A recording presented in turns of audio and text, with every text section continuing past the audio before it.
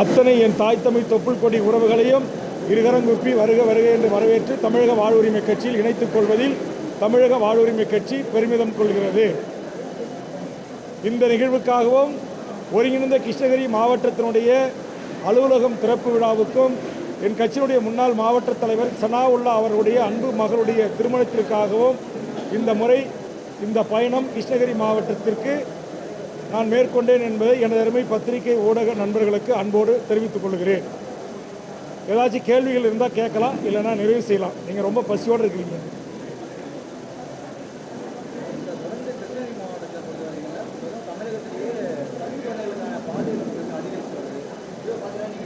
இந்த செய்தி நேற்று கேள்விப்பட்டவுடன் தமிழ்நாட்டுடைய சட்டம் ஒழுங்கு டிஜிபி உயர்திரு நேர்மையான மூத்த அதிகாரி டேவிட்சன் ஆசீர்வாதம் அவர்களை சந்தித்து இது போன்ற குற்றவாளிகளை உடனடியாக போக்சோ சட்டத்திலே கைது செய்து குண்டர் சட்டத்திலே கைது செய்து உச்சபட்ச உயரிய தண்டனை பெற்றுத்தருவதற்கு உரிய நடவடிக்கை எடுக்க வேண்டும்.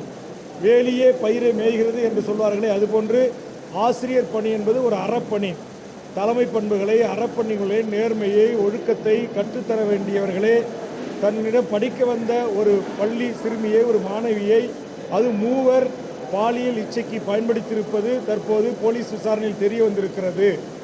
இது சாட்சி சான்று ஆவணங்களோடு உண்மை என்று நீதிமன்றம் கருதும் பட்சத்தில் நிச்சயமாக அவர்களுக்கு உச்சபட்ச தண்டனையை பெற்றுத்தர தமிழ்நாடு அரசு உரிய நடவடிக்கைகளை மேற்கொள்ள வேண்டும்.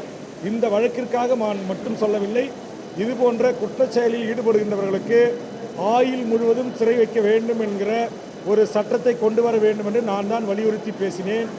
அதே போன்று திரும்ப திரும்ப பாலியல் குற்றச்சாட்டில் பாலியல் ஆதாரப்பூர்வமாக வீடியோ சிசிடிவி புட்டேஜின் ஊடாக நிரூபிக்கப்படுகின்ற அந்த குற்றவாளிகளுக்கு தூக்கு தண்டனை வேண்டும்.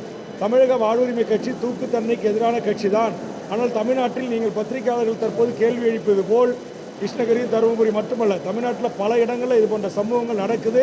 ஒரு சில இடங்களில் வெளியில் வருது, மாணவிகள் பெற்றோர் துணிஞ்சு புகார் கொடுக்குறாங்க. ஒரு சில இடங்களில் புகாரே வருவதில்லை என்கிற செய்திகள்லாம் எங்கள் காதுக்கு வருகிறது.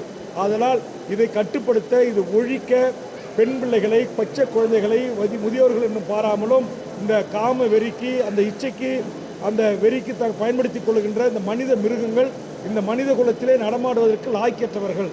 அதனால் இவர்களுக்கு தூக்கு தண்டனை கொடுக்கிற சட்டம் வேண்டும் என்று நான் தான் அதற்கான கவன ஈர்ப்பு தீர்மானம் கொண்டு வந்து முதலமைச்சருக்கு வேண்டுகோள் வைத்த காவல்துறை டிஜிபி அவர்களை சந்தித்து விட்டு உங்கள் பத்திரிகையாளர்களை சந்திப்பு இதுக்கு உச்சபட்ச தண்டனை தூக்கு தண்டனையும், சின்ன சின்ன குற்றங்களில் பாலியல் குற்றங்கள் ஈடுபட்டால் கூட ஆயுள் தண்டனையும் கொடுக்கணும்னு நான் தான் முதல்ல தமிழ்நாட்டில் அறிவித்தேன். அந்த என்னுடைய கோரிக்கை தான் இன்றைக்கி சட்டமாக இருக்குது. அதனால் இந்த சட்டத்தை ஆண்டு கணக்கில் நடத்தி தண்டனை கொடுக்கக்கூடாது. அதிகபட்சம் 60 நாட்கள்.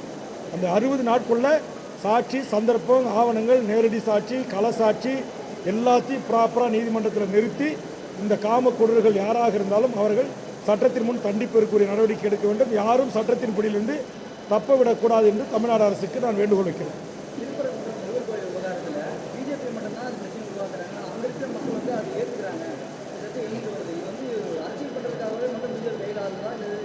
இல்லை, இப்போ என்னுடைய பெயரே வேல்முருகன், இவர் பேர் கருபிரபாகரன், இவர் பேரே ஐயப்பன், கடவுள், பாலு, தேவேந்திரன், எல்லா பேரும் நீங்கள் பாருங்கள், எங்கள் பேர் எல்லாமே கடவுள் பேர் தான். ஆனால் இன்றைக்கி இந்திய அரசியல் அமைப்பால் ஒன்றிய அரசினுடைய பார்வையில் நாங்கள் எல்லாம் இந்துக்கள் தான். நாங்கள் ஆண்டாண்டு காலமாக 12 காலமாக இங்கே இஸ்லாமியர்களா, இந்துக்களா, முஸ்லீம்களா, கிறிஸ்தவர்களா, அண்ணன் தம்பியாக, மாமன் மச்சானாக, ஒரு தாய் வீட்டு பிள்ளையாக தான் நாங்கள் பழகிறோம். இப்போ இதே திருப்பரங்குன்றில் இருக்கிற இந்த பள்ளிவாசல் அல்லது இந்த மசூதிக்கு தமிழர்கள் போய் வராங்க. அவர்கள் போய் அங்கே போய் தங்களுடைய வேண்டுதலை நிறைவேற்றிட்டு வராங்க. அதேமாதிரி பல கோயில்களில், பல கும்பாபிஷேகங்களில், பல வீதி உலாக்களில் எனதருமை இஸ்லாமிய பெரியவர்கள், தாய்மார்கள் தங்கள் நம்பிக்கையின் அடிப்படையில் அவர்கள் வந்து அந்த பூக்களை பெற்றுக்கிட்டு போகிறாங்க, பிரசாதத்தை பெற்று போகிறாங்க. மரியாதை நிமித்தமாக வந்து எங்களுக்கு மாலை மரியாதை செய்து இஸ்லாமிய உறவுகள், கிறிஸ்துவ உறவுகள் வரவேற்கிறாங்க.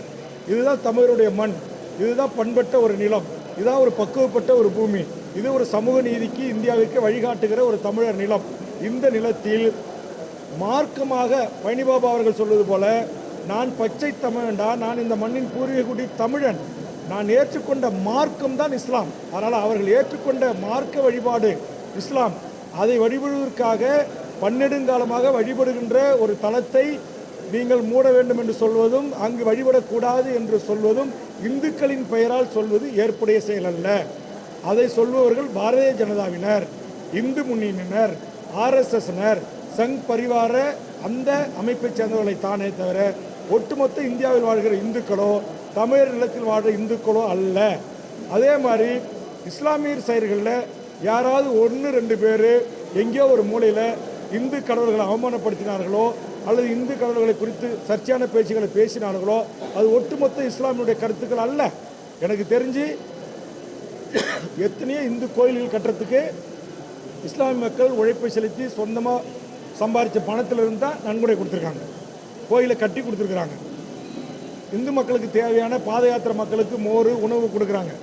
இது இப்படிப்பட்ட ஒரு தமிழர் நிலத்தில் சாதியின் பெயரால் கலவரம் செய்ய துடிப்பது, மதத்தின் பெயராக மக்களை பிளவுபடுத்துவது, இது எல்லாம் ஆர்எஸ்எஸ்னுடைய அடிப்படை கருத்து, அடிப்படை சித்தாந்தம்.